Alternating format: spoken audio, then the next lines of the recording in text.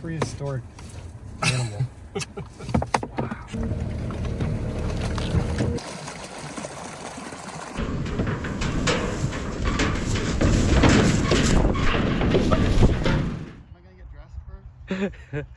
I like rolled out of bed this morning. That's all right. What's up? Look like you fit right here in Oklahoma. Do I fit right in? Yeah. Nice to meet you, man. Good to meet you as well. I'm so excited for this. Noah Young, Shallow Farms. Yeah, I should introduce myself. That's all right. I was Go just follow on all social platforms at the Shiloh Farm.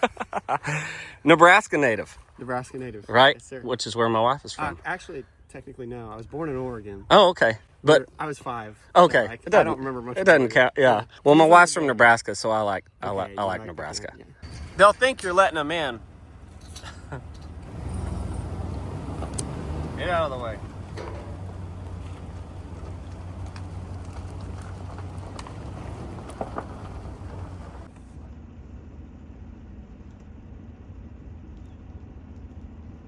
Hey guys, welcome back to Cross Timbers Bison. We have a special guest today. Are we leaving the safety of the truck? That's what I want to know. Yeah, you just hold on to that door. Okay, I'll kind of venture out here a little bit closer. This is a Noah Young from Shallow Farms. Yes, sir. This is got the right word here. Aspiring bison rancher. Aspiring bison rancher. From the people. So that was my story. I had everyone vote on what I was going to raise, and they all picked bison. So I started following Noah, I don't know, probably a year or two ago, because some of the stuff that kept feeding in my Instagram or TikTok was Noah.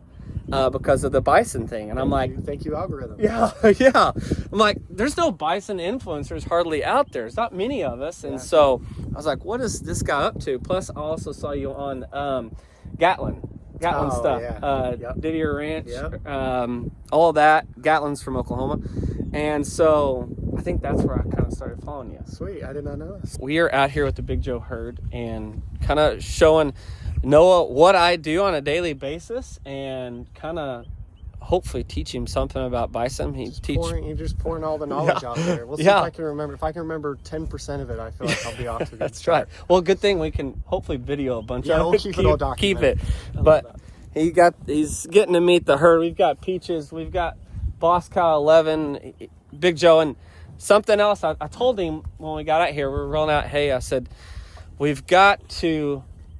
you got to meet Big Joe. And when I say you got to meet Big Joe, you've got to feed Big Joe. So when you come to the pasture, Big Joe loves his cubes, and the best way to get to know Big Joe is to feed him. I have fed a rhino lettuce out of my mouth. Oh, I'm going to be 100% honest. That's pretty good. That was less scary than this is. Really? That was behind a fence. Oh, yeah. Well, you just got the truck. We always stay close to something, but it's about as far as I ventured from the safety of the seat. Yeah.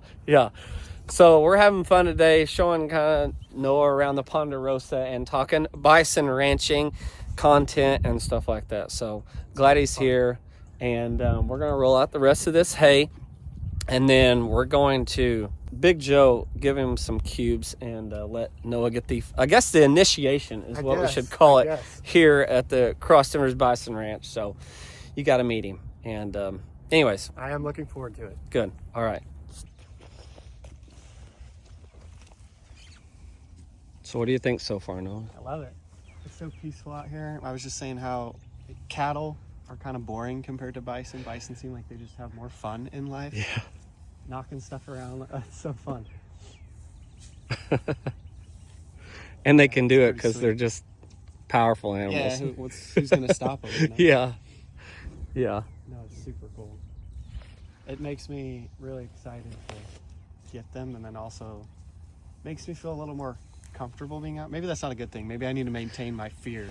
But it's nice to be able to see, they're a little more docile than what you're used to, or my perception is. So maintaining a respect, but also not being like afraid to step out of a truck. Yeah.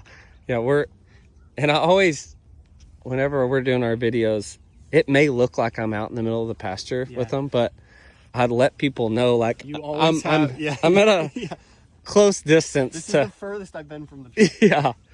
Yeah. I love these animals, and I sort of trust them, but you have to always be on. Yeah, You're always ready. exactly.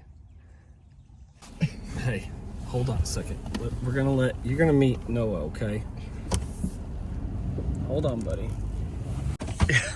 Okay, here you go. Here he comes. Is it going? There it goes. Oh my gosh. I got him. He's got to smell you first. Oh, do I smell okay?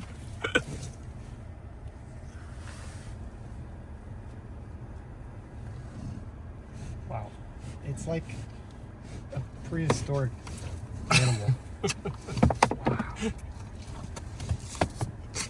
Oh, there's... He's a sloppy eater. Yeah.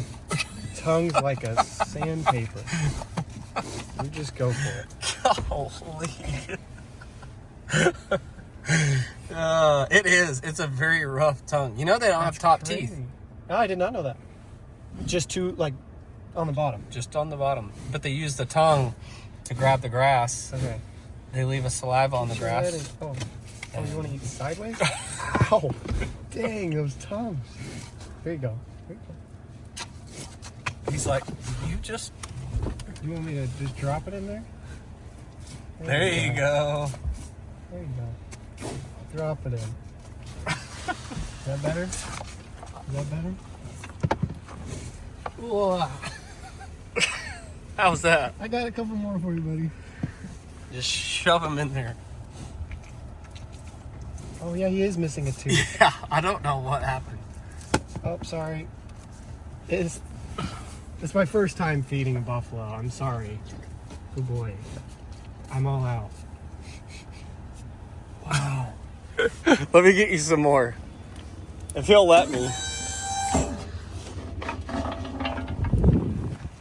He left. He's got to come back over here. Here, there's wipes right here. Oh, is that why you keep the baby wipes? Yeah. I was wondering. I didn't want to ask. I figured you just didn't want to buy dude wipes, so you went with the wet wipes. But. Too cheap.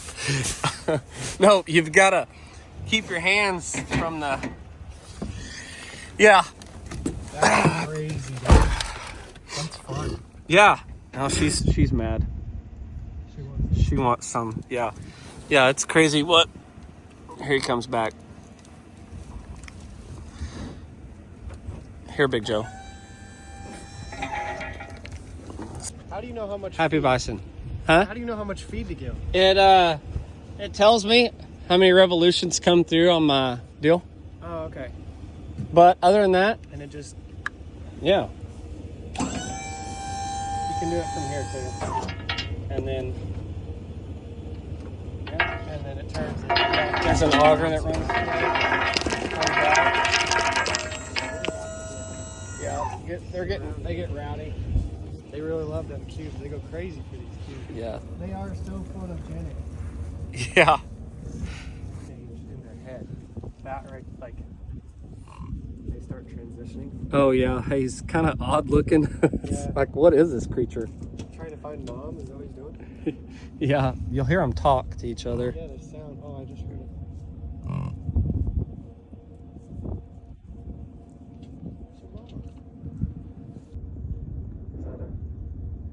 Is that some infection thing? Yeah. Mm-hmm.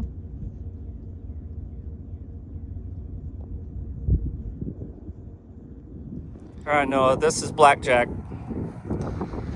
He's the character. Oh, he's giving you the I'm too good for What you. does that mean when they give you taste? That's not a good sign. He means he's going to go over here.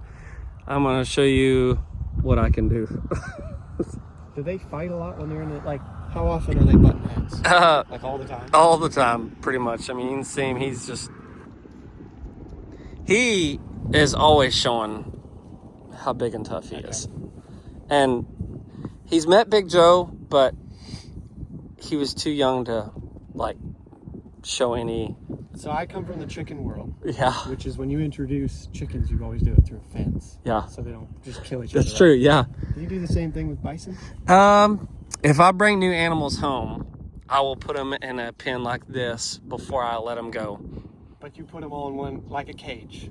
Yeah. Cage, and they Yes. fight it out and figure out who's on Yeah. top and who's on bottom. Pretty much. And the bison can sometimes come up and smell them. You know, like you kind of get to know each other through the, I guess kind of like what you're explaining. Yeah. Before if I bring new animals home, I don't just let them go in the pasture together. Yeah. Because you may lose your fence. So for those who are watching, we did the same thing. I actually met Dusty on the other side of the fence. We were able we worked it out. We were able to smell each other and see, is this gonna work? Yeah, is this gonna, yeah. So, yeah, he's in here with some, let knuckleheads be knuckleheads. Excuse me, sir. Can I pet your buffalo? They're actually bison. They look like buffalo to me, sir. What's the big difference between a buffalo and a bison anyway? Buffalo actually come from South Africa. These are from America. Bison. Why are they called bison? Well, that's their scientific name. But then why do we call them buffaloes? Well, when the white folks showed up, all they knew was buffalo, so that's why they called them buffalo. Kind of sounds like they screwed everything up. Yeah, they did. So, are you gonna let me pet your fluffy bison or not? Sure, you go for it. Sweet! Wish me luck!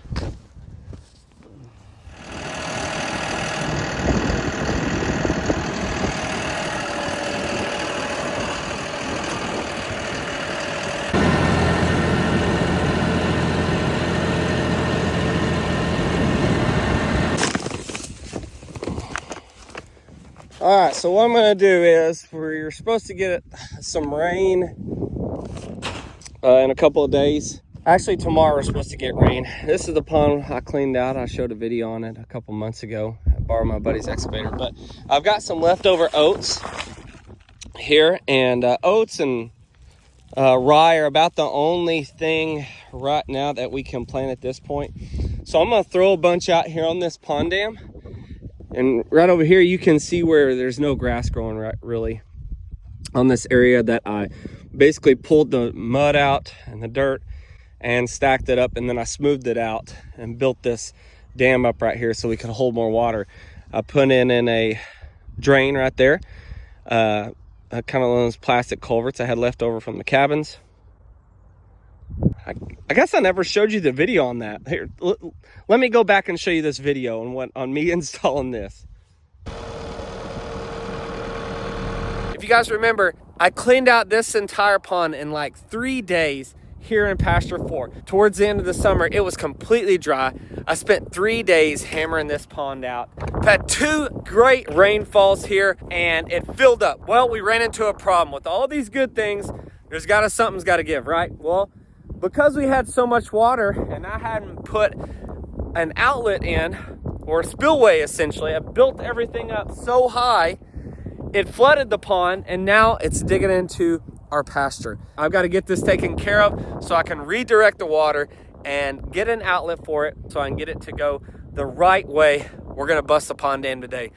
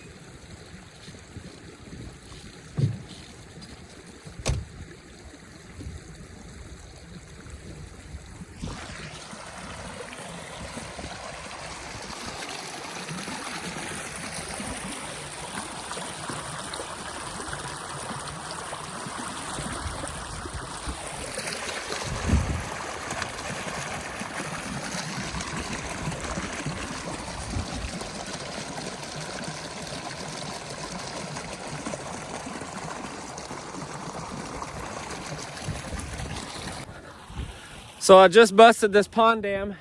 Here's the reason why. So we've got flooded waters right over here in this area of the pond. When we redid this pond, I built it way up. I got about 4 or 5 feet of depth out of this pond, made it so much bigger so we could have more water for our bison. Well, what happened is we've had 2 really good rains this winter, which is fabulous. This pond is frozen, by the way, now. So what happens, this is what I didn't want, and this is why one of the reasons I had to restructure this pond was because when it floods, I need the water to only go out one way, which is right over there, instead of two ways. Because what happens is it was coming out right here in this low spot, and you can see some of the creek. It's partially frozen right now, but this is where a lot of it would come out. So it'd come out this way as a spillway, and over there's a spillway. Two different ways, and it would make this area of the pasture soggy. So one, I couldn't hardly roll out hay. Two, the chances of getting stuck went up. And I couldn't get from this side of our pasture, which is pasture 4, to over there where that excavator is. So what happened was I built this pond up so high, it flooded all the way over here. And so now all of this area is flooded. The pond used to just stop right here, and I actually drove the excavator across right there. So I dug out the entire pond, made it just like this. Well, it's filled up, and it flooded because I didn't have a really good outlet for it, a spillway essentially. And so it was going over around my dirt pile here, around, you can see this is flooded around, and then it cuts through the pasture. And it eventually goes into a little creek and goes out to that pond. Like you see that shiny pond way over there. That's where all this water eventually will go. Well, built up so high, it was flooding my pasture. Because the creek is right here. Goes all the way to my neighbor's pond. You can hear it cracking.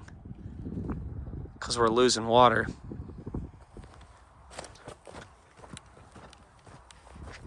Actually hear the ice breaking.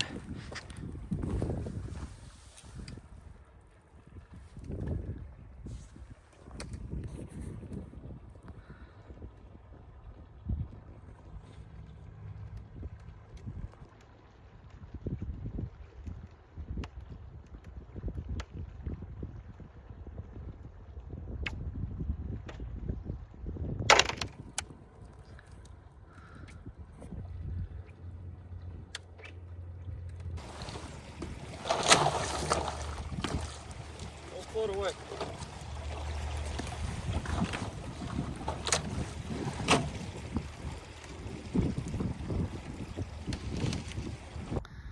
So I had a fun and entertaining time trying to put this culvert in as the water was rushing. I had to make some adjustments, but I finally got it.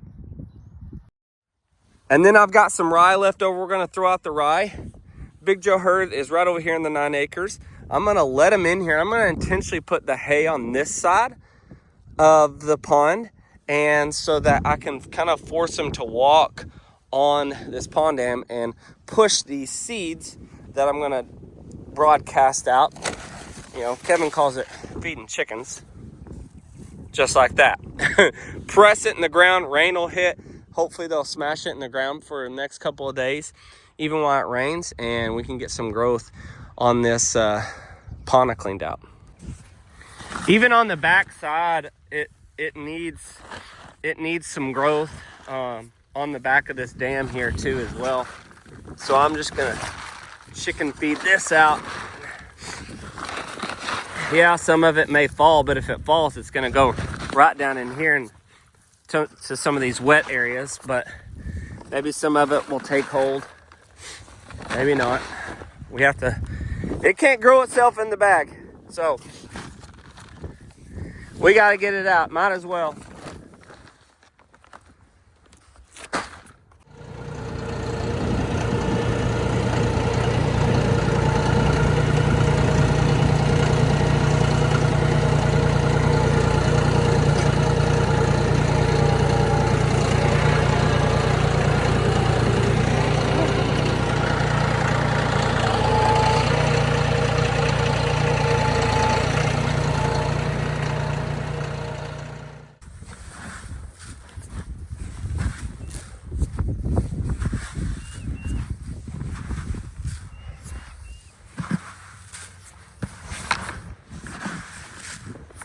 So just to be clear, making a point here, rye is one of those grass seeds that you can do this. You can broadcast it out, and it does a really good job of taking a hold in this time of the year.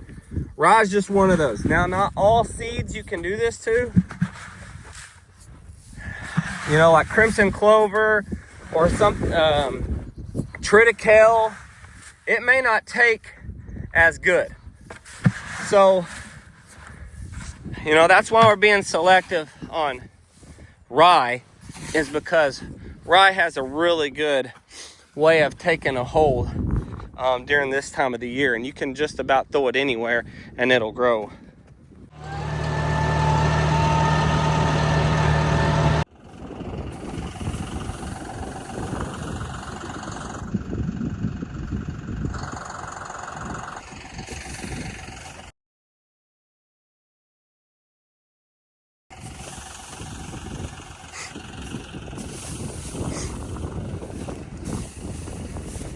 You talk about specific covering up. Look at that. Tractor ruts when it got too wet.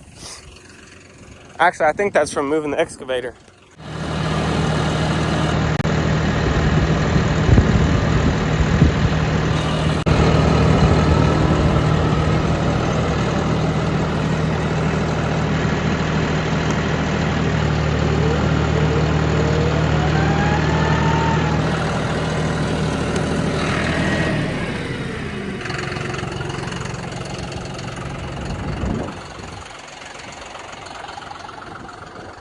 All right, it's that time, family. Big Joe.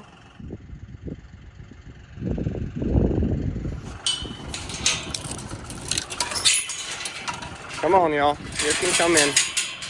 You can come in.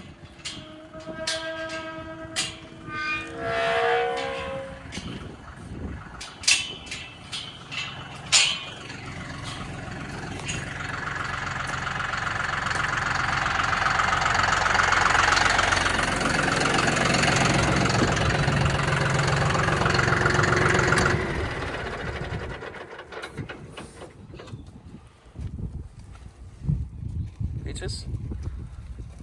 Big Joe. 11. 1508.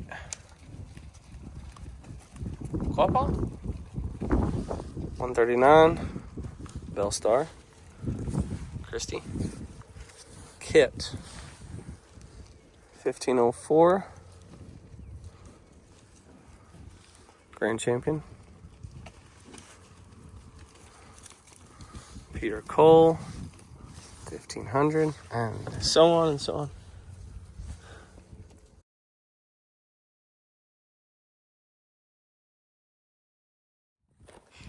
Well, so this is what it looks like today.